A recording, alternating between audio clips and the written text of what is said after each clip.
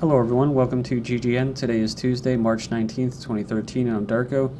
I'm going to start off here with Syria, use of chemical weapons, first act by opposition interim government. The U.S. is saying that these attacks did not occur, but for whatever it's worth, Syrian information minister has described militants' use of chemical weapons as the first act by the so-called opposition interim government. The minister also said that Turkey and Qatar, which support militants fighting against the government of Assad, bore legal, moral, and political responsibility for the attack in the northern city of Aleppo on Tuesday, where at least 25 people were killed and 86 others injured after the militants fired rockets containing poisonous gases into Aleppo's Khan Asal village. Said women and children are reported to be among the victims. According to Reuters photographer in Aleppo, victims of the attack were suffering breathing problems, saying that I saw mostly women and children. The witnesses said that people were suffocating in the streets and the air smelled strongly of chlorine. He added that people were dying in the streets and in their houses. Foreign-backed militants who had threatened to use chemical weapons against the army, government forces of Assad, and supporters a few months ago have denied using chemical weapons, having accused government forces of being behind the attack. I'm not sure if you remember the YouTube video, and I don't know how much credibility there is to it, but it shows what looks to be these rebels or Free Syrian army testing this chemical weapons or gas, poisonous gas, in these little, fish tank aquarium type things, and testing them on these little rabbits. So that was about 3 months ago.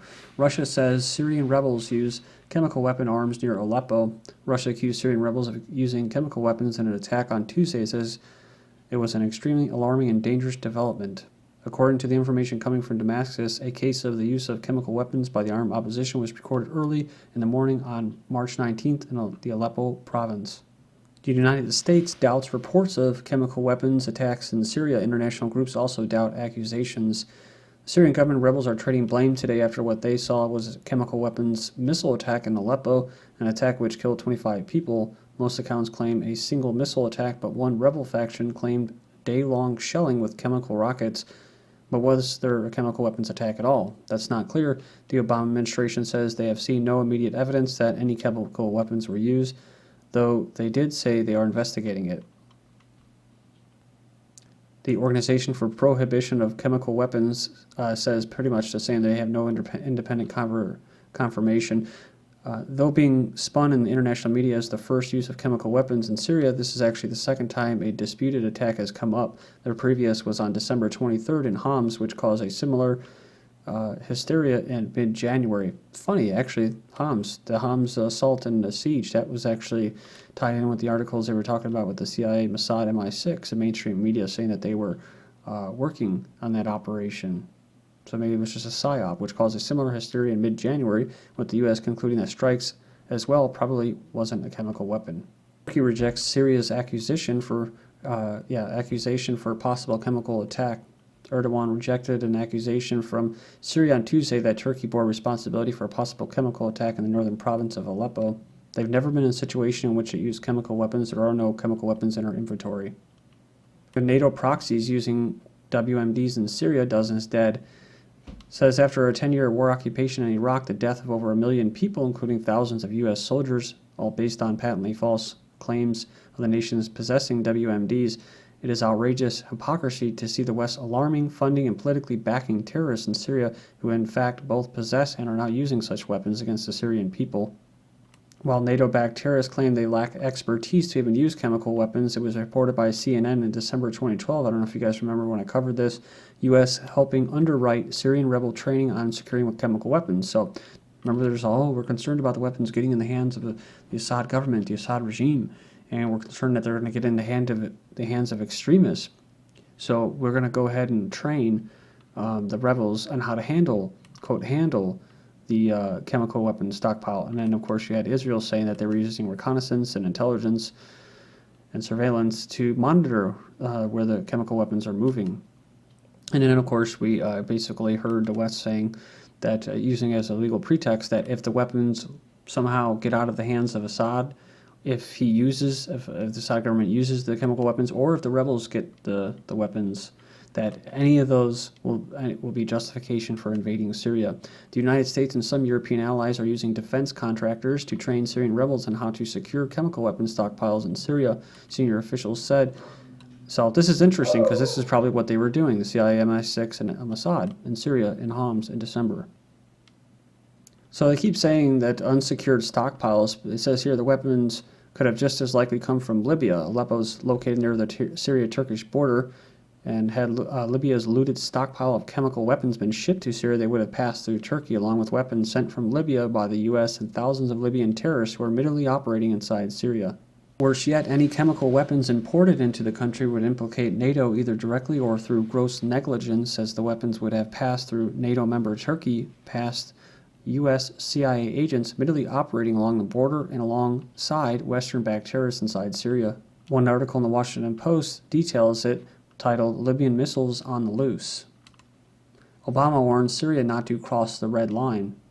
It's kind of a similar phrase that was used by Netanyahu of Israel. Syrian President Assad should heed U.S. warnings to neither use nor move chemical or biological weapons, lest he risk crossing a red line provoked U.S. military. So you see, that's what I was saying. That's like the kind of catch-22 where they're trying to get him in. Basically, you can't do anything. So, if these weapons somehow are stolen or looted, if they even do, even if they exist, right? Even if they do exist, we're not even saying that they exist, but if they do exist, and they do fall in the hands of rebels, extremists, terrorists that are mostly foreigners, then they have no right to acquire these weapons and secure them.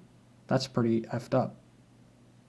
So going off what we just talked about, the United States government, knowing that they had CIA operatives in Libya, and like I said, they were there to smuggle weapons to the terrorists. That's just my own personal theory based off everything that I've seen. So we have been very clear to the Assad here, we cannot have a situation where chemical or biological weapons are falling into the hands of the wrong people, he told reporters. We have been very clear to the Assad regime, but also to other players on the ground, that's their operatives, that a red line for us is we start seeing a whole bunch of chemical weapons moving around or being utilized. So it's funny because they said the Syrian regime probably has the largest and most advanced chemical warfare program in the Arab world. Thousands of two-rocket artillery rounds. And it's just interesting because they use the same rhetoric on Gaddafi in Libya. Did Gaddafi use these little, whatever they called them, I think they called them like frog pods, or basically the same type of system, and a similar system. And did he use them against his own people? No, because he knew that to use them against the foreigners, the terrorists that invaded his country, he would end up hitting his own people, which is probably the same reason why Assad's not doing it. But they're playing the same narrative as Libya. You know, it's always a pretext. In fact, most of the Libyan government they stood back because they thought these people were Libyans, and they let them just loot their batteries and their basically their ammunition depots, and that's where they got a lot of ammunition. That's where they stole everything. So the big bad Libyan dictatorship and regime government just sat there and let it happen, right? Well, I think there's kind of a middle ground here with Syria. They're not going to just sit there and let it happen, but they're not going to sit there and obliterate their own people with chemical weapons. That's just my own personal opinion. UK says Syria chemical weapons use would need serious response. So UK just basically go along the same narrative. Said on Tuesday was aware of media reports of chemical weapons attacks. So even though they're being denied, they keep saying that we're going to draw a line. We got to draw the line. UK is clear. The use or proliferation of chemical weapons would demand a serious response from the international community and force us to revisit our approach so far. Kind of like what Obama said, that would change my calculus, that would change my equation. They're having to put together a number of contingency plans. Them? No. They're talking about CFR, they're talking about RAND Corporation, they're talking about private think tanks, right, that tell them what to do. Is UK defense contractor planning Syrian weapons, a mass destruction, false flag? This is from January 28th. Go in there and check it out and keep moving because I have a lot to get to. Unconfirmed leaked documents indicate Washington approved Qatari-funded false flag attack using Libya chemical weapons in Homs, Syria. Documents allegedly hacked belonging to UK-based defense contractor Britam appear to show the company considering an offer from Qatar to use Libyan chemical weapons in Homs, maybe Aleppo, in order to frame both the Syrian and Russian governments. The plan involves using Britam's Ukrainian mercenaries and Soviet-era chemical weapon shells brought in from Libya's large Al-Qaeda-linked Libyan Islamic fighting group controlled arsenals. The email reads, "We've got a new offer. It's about Syria again. The Qataris propose an attractive idea or deal, swear that the idea is approved by Washington to deliver chemical weapons to Homs, a Soviet-origin G-shell from Libya, similar to those that Assad should have. They want us to deploy our Ukrainian personnel that should speak Russian and make a video record," i.e. YouTube video maybe. Israeli Prime Minister warns of enormous threats in region on eve of Obama visit. So he vows to guarantee future of Jewish people as Israel prepares for Barack Obama's first presidential visit. He said here they want to show gratitude to the American people for all the money that they paid to support the Zionist state. Obama's visit will be an opportunity to thank them. It says here they face enormous threats in the region and pledging to guarantee the future of the Jewish people by guaranteeing the future of the state of Israel, the root of our existence. And just learning what I've learned in the last probably year or so, and some of my viewers know, that's just a bunch of hooey. So, Syrian jets strike Lebanon border. Syrian Air Force jets fired 4 rockets at a remote section of the border with Lebanon on Monday, security forces said, after Damascus warned it may strike Syrian rebels taking refuge across the frontier. There were no immediate reports of casualties. CIA is collecting intelligence on Syrian rebels. I don't know if you guys remember this. I just covered it from the 16th. LA Times reports the U.S. is collecting intelligence that would be used for possible drone strike on extremist rebels. So maybe they knew something. Maybe they already knew that the weapons were in the hands of these terrorists. So, U.S. commander says NATO makes plans for involvement in Syria. So is this the equation, the calculus that Obama's talking about, the new contingency plans? The top U.S. military commander in Europe said Tuesday that NATO is conducting contingency planning, for possible military involvement in Syria, and American forces would be prepared if called upon by the United Nations and member countries. That's an international community of democratic societies, free people, spreading democracy and free markets throughout the world. The article I was talking about yesterday from the 18th, Pakistan offers help in finding Syria crisis solution. The president of Pakistan said on Monday that the world community should respect Syria's sovereignty, adding that Pakistan is ready to play its role in finding a peaceful solution to the Syrian crisis. He met with his Egyptian counterpart, and that kind of follows this article. They reposted it on the 18th. NATO chief says Karzai accusation absolutely ridiculous. He says it's absolutely ridiculous for Afghan president to accuse the U.S. of colluding with the Taliban, who they kind of created. It said Kabul, should recognize sacrifices made by other countries on Afghanistan's behalf. So, because see, when they go there, they fuel the Taliban. That's what the Russians were saying. If they move when they pull out, they move all their arsenal of weapons, and the quote pull out, they're going to leave possibly in Uzbekistan a base with a bunch of weapons. And they said that then the Taliban will go there, and that'll fuel anti-American sentiment. So they actually, wherever they and their little terrorist or Muslim extremist proxy armies, mercenaries go, wherever they go. So wherever the Taliban extremists are, the U.S. goes, and where the U.S. goes, they go. So it's a nice little, system that they have there. We're talking about private think tanks and people that are in Trilateral Commission and people like Zbigniew Brzezinski, telling basically these Muslims that they need to take their land back, and they need to fight, fight for them, right? Fight against the Russians, or fight for Western interests. U.S. new Syrian Prime Minister, yet another Muslim Brotherhood extremist. Western media eagerly announced that longtime U.S. resident Ghassan Hito was chosen as a new interim Prime Minister of NATO's proxy forces fighting in Syria, while most headlines attempted to focus solely on his long stay in the U.S. and his role in a tech firm based in Texas.